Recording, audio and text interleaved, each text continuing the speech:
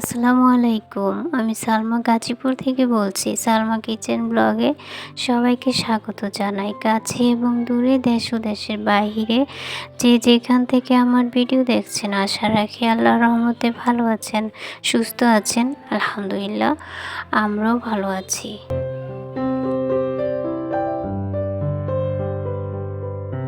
শীতের সকালে শুভেচ্ছা দিয়ে শুরু করছি আমার আজকের ভিডিওটি।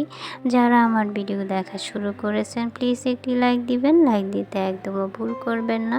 আর যারা নতুন আছেন, যদি আমার ভিডিও ভালো লাগে তাহলে পাশে থেকে যেতে পারেন, আর আমার পরবর্তী ভিডিও দেখতে একদমও মিস করবেন না। সকালে আমি তেমন কোনো নাস্তা তৈরি করিনি, যেহেতু প্রচুর ঠান্ডা পড়েছে।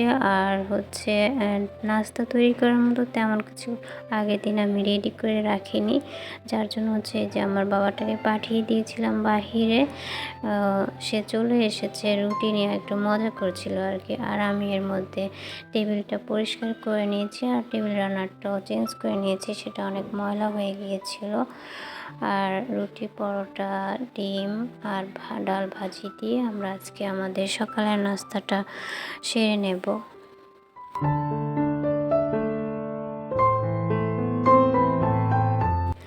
রুটি পরোটাগুলো আমি হটপটে রেখে দিলাম, তা না হলে ঠান্ডা হয়ে যাবে, খেতে ভালো লাগবে না।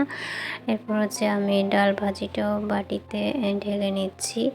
আর এই ডাল ভাজি ডালতে গিয়ে না আমার ভীষণ ভয় যে কখন জানি পড়ে যায়, তো খুব সাবধানে আর কি ডাল ভাজিটা বাটিতে রেখে দিচ্ছি। বাসায় এখন প্রচুর মাছি উড়াউড়ি করে, আর মশা তো রয়েছেই।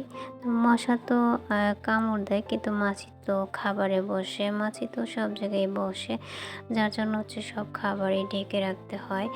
তো মাছি বসলে ওই খাবারটা খেতে ভালো লাগে না। আর হচ্ছে আমি পানির মগগুলো নিয়ে যাচ্ছি, যেহেতু পানির মগগুলো ধোয়া হয়নি, আমি ভিম দিয়ে ভালো করে পরিষ্কার করে নেব। আর পানির মগ না ধুয়ে আমি সকালে পানি খেতে পারি না, কেন জন্য ভালো লাগে না পানি খেতে।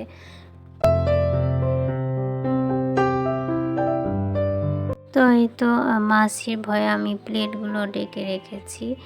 আর এই যে আমি পানির মগগুলো পরিষ্কার করে পানি ভরেও নিয়ে এসেছি। এখন সবাই নাস্তা করবে, সবাই বলতে আমি, আমার ছেলে আর আমার হাজব্যান্ড নাস্তা করে নেব। আর হচ্ছে আমার মেয়েটা এখনও ঘুমোচ্ছে, যেহেতু ছুটির দিন আর শীত পড়েছে অনেক। তো সকাল সকাল ঘুম থেকে উঠতে চায় না, দেখা যায় নামাজ পড়ে আবার শুয়ে পড়ে। ঘুম থেকে উঠতে উঠতে 9টা, সাড়ে 9টাও বাজায়। তো খুব বেশি তো সময় নেই, এরপরে স্কুল খুলে যাবে। ভাবলাম ঘুমাচ্ছে ঘুমাক, তারপর তো আবার স্কুলে দৌড়াতেই হবে। স্কুল খুলে আর এতটা বেলা পর্যন্ত ঘুমানোর সময়ও পাবে না, আর আমিও ব্যস্ত হয়ে পড়ব, যেহেতু ও ক্লাস 9-এ উঠবে। তখন দেখা যায় ওকে পর্যাপ্ত পরিমাণ গাইড করতে হবে, পড়াশোনা ওর পাশেই থাকতে হবে। যদিও বড় হয়েছে, এখন যদি আমি ফাঁকি দিই ওর পড়াশোনা করাতে, তাহলে দেখা যাবে বছর শেষে রেজাল্ট অনেক খারাপ করবে। তাই ওর প্রত্যেকটা বইয়ের পৃষ্ঠায়, প্রতি পাতায় পাতায় আমাকে জড়িত থাকতে হবে।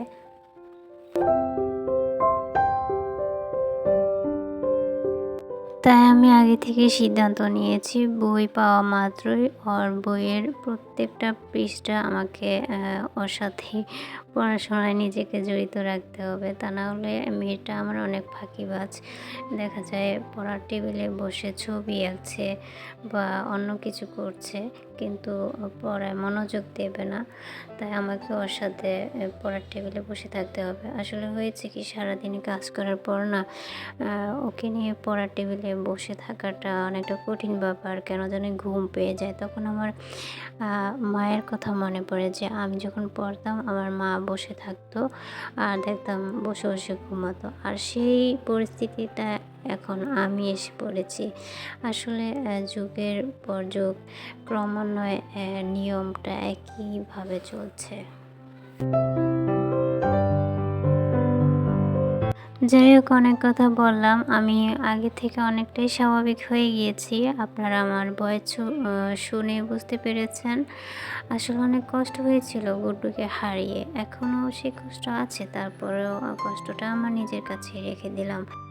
আপনাদের কাছে আর প্রকাশ করে আপনাদের দুঃখ কষ্টটা আর বাড়াতে চাচ্ছি। আমার আপুদেরকে অনেক অনেক ধন্যবাদ। আমার প্রত্যেকটা আপু আমার দুঃসময়ে অনেক সাপোর্ট করেছে, আমাকে অনেক সান্ত্বনার বাণী দিয়েছেন। তো সেজন্য অনেক অনেক ধন্যবাদ আর শ্রদ্ধা সম্মান জানাই। আপুরা যে আমাকে এত বেশি ভালোবাসে সেটা আপুদের কমেন্ট পেলে বোঝা যায়। এদিকে হচ্ছে আমি কিচেনে চলে আসছিলাম, আর হচ্ছে সবজি কেটে নিয়েছিলাম রান্না করব বলে। তো যেহেতু ঠান্ডা পড়েছে অনেক, সেজন্য আমার হাজব্যান্ড বলল যে খিচুড়ি পাকাও আর ডিম ভুনা করো। তো তার জন্য আর কি সবজিগুলা বক্সে ভরে ফ্রিজে রেখে দিলাম। আর এখন হচ্ছে খিচুড়ি রান্নার জন্য প্রিপারেশন নিচ্ছি।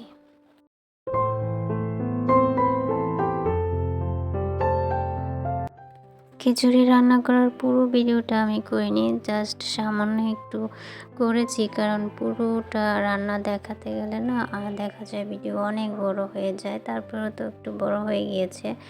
যাই হোক, আমি নতুন বছরের শুরু থেকে প্রতিদিন ভিডিও দেব ইনশাল্লাহ। আর আমি আশা করি আমার প্রতিটা আপু আমার প্রতিটা ভিডিওতে অংশগ্রহণ করবে এবং ভুল ওয়াচ করে আমাকে সহযোগিতা করবে। আমি যেভাবে আপনাদের পাশে প্রতিটা ভিডিও ফুল ওয়াচ করে দেই, আমি কিন্তু আপনাদের প্রতিটা ভিডিও দেখি, কিন্তু কমেন্ট কখনো কখনো করতে পারি না বা করলে কেটে যায়। আমার উপর বিশ্বাস রেখে ভরসা রেখে আমার সাথে একসঙ্গে পথ চলবেন আশা করি। যেসব আপুরা আমাকে আগে থেকে চেনেন তারা তো জানেনই আমার উপর তাদের বিশ্বাস আছে, আর তাদের উপর আমার বিশ্বাস রয়েছে। যাই হোক, আমি আমার ভিডিও শেষ প্রান্তে চলে এসেছি। আল্লাহ সবাইকে ভালো রাখুক, সুস্থ রাখুক। আজকে ভিডিওটি এ পর্যন্তই। নতুন বছরের অগ্রিম শুভেচ্ছা আর আমার নতুন ভিডিও দেখার আমন্ত্রণ জানিয়ে ইনশাল্লাহ আজকের মতো শেষ করছি। দেখা হবে আগামীকাল। আসসালামু আলাইকুম।